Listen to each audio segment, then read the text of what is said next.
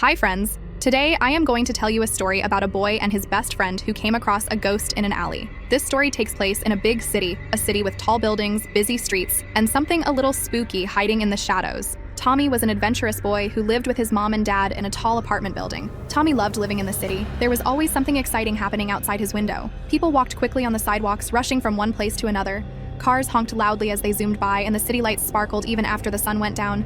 It seemed like the city never slept. But there was one thing that Tommy didn't like at all: the old, dark alley behind his building. It gave him the creeps. Every day after school, Tommy would walk home, passing by that creepy alley. Whenever Tommy passed the alley, he felt like something was watching him. He couldn't explain it, but the feeling made his skin prickle. So, every day, he would keep his head down, walk as fast as he could, and pretend that the alley didn't exist. His friends at school talked about the alley sometimes. They said strange things happened there, especially at night. One day, Tommy's best friend Sarah came up to him with wide eyes and an excited smile. "Tommy, have you ever seen the ghost in the alley?" she asked, almost whispering like it was a big secret. Tommy shook his head quickly. "Well," Sarah continued, "my big brother says that at night, if you're brave enough to walk by, you can hear a ghost whispering your name." Tommy felt a chill run down his spine. He didn't believe in ghosts, but still, the thought of a ghost living right behind his building made him feel both scared and, well, a little curious. He had never seen a ghost before. Could there really be one? That night, as Tommy lay in bed, staring at the ceiling, he couldn't stop thinking about the ghost Sarah had mentioned. At first, it was so quiet that Tommy thought he was imagining it. But then, a faint whisper. "Tommy!" Tommy's heart jumped into his throat. He sat up in bed, his eyes wide. Had he really heard that, or was his mind just playing tricks on him? The next day at school, Tommy couldn't wait to tell Sarah what had happened. "I think I heard the ghost last night," he whispered to her when they sat together at lunch. "But I didn't see anything. It was just a whisper." Sarah's eyes lit up with excitement. "We should go check it out after school," she said, practically bouncing in her seat. Tommy wasn't so sure about that. The idea of going near the alley in broad daylight was scary enough, but going there at night? That was a whole different story. Still, he didn't want to seem like a scaredy cat, especially in front of his best friend.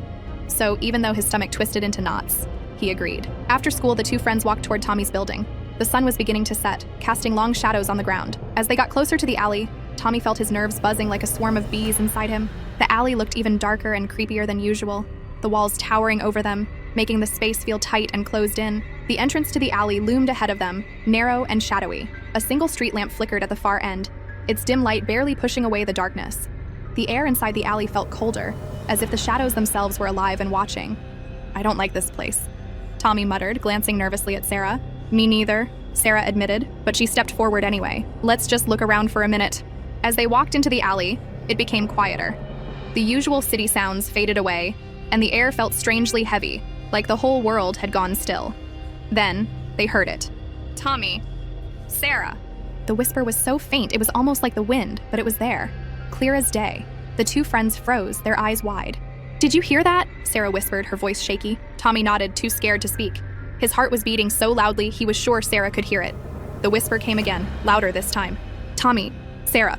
Before they could turn and run, they saw something moving at the far end of the alley. A shadow, tall and thin, slowly gliding toward them, its shape barely visible in the flickering light. Tommy and Sarah stood frozen, gripping each other's hands as the shadow came closer. It was tall, thin, and seemed to glide just above the ground. The street lamp flickered again, and suddenly, the shadow stopped. For a moment, everything was still, as if the whole world was holding its breath. Then, with a sudden flicker, the street lamp went out, plunging the alley into complete darkness.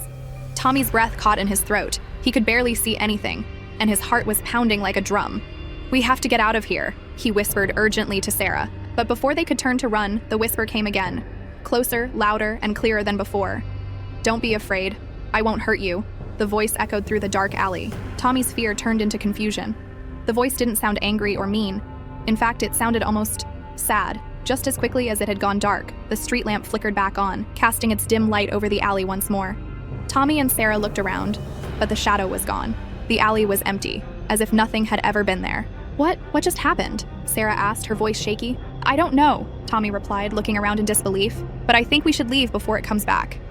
Without another word, the two friends turned and ran, their feet slapping against the pavement as they bolted out of the alley and onto the busy street. They didn't stop running until they were safely back at Tommy's apartment building. When they finally stopped, they were both out of breath, their hearts racing. "Do you think it was a real ghost?" Sarah asked, still panting. "I don't know," Tommy said, feeling confused. "It didn't sound like a bad ghost, though. It didn't want to scare us. It just wanted to talk." That night, Tommy lay awake in bed again, his mind racing with questions. Why did the ghost want to talk to them? What did it want? Was it really just lonely? The more Tommy thought about it, the more he realized that he had to know the truth. The next day after school, Tommy met up with Sarah again. "I'm going back to the alley tonight," he told her. "What? Are you crazy?" Sarah asked, her eyes wide with shock. "Why would you go back there? We barely got away last time." "I know," Tommy admitted, "but I need to know more. I don't think the ghost wants to hurt us. I think it's lonely. I want to hear what it has to say." Sarah looked uncertain. She didn't want to go back to the alley, but she also didn't want Tommy to go alone. "Okay," she said finally. "I'll go with you. But if we see that shadow again, we run. Deal?" "Deal," Tommy agreed, feeling a mix of excitement and nervousness. That evening, as the sun dipped below the horizon, Tommy and Sarah found themselves standing at the entrance to the alley once again. This time, they had come prepared. Tommy held a flashlight tightly in his hand, and Sarah had brought one too. The street lamp at the far end flickered as usual, casting eerie shadows over the cracked pavement. Taking a deep breath, the two friends stepped into the alley once more. The air felt cold and still, just like before, and the familiar silence wrapped around them. As they walked deeper into the alley, they heard it again. "Tommy, Sarah." The whisper was back. "Who are you?" Tommy called out. He wanted to be brave this time. For a moment, there was nothing but silence. Then the voice replied, "I'm lost. I need help." It sounded sad, like someone who had been alone for a long, long time. Tommy and Sarah exchanged surprised glances. The voice didn't sound scary at all. It sounded lonely. "How can we help you?" Sarah asked, stepping forward a little, her fear slowly fading. The voice whispered back, "I'm stuck.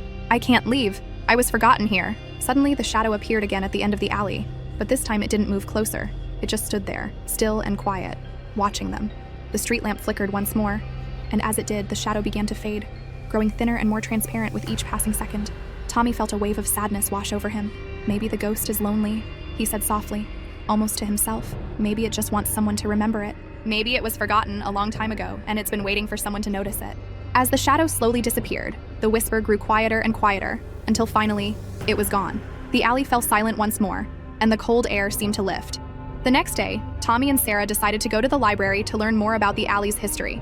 They spent hours searching through old books and newspapers, trying to find any clue about what might have happened there. Finally, they found a small article from many years ago.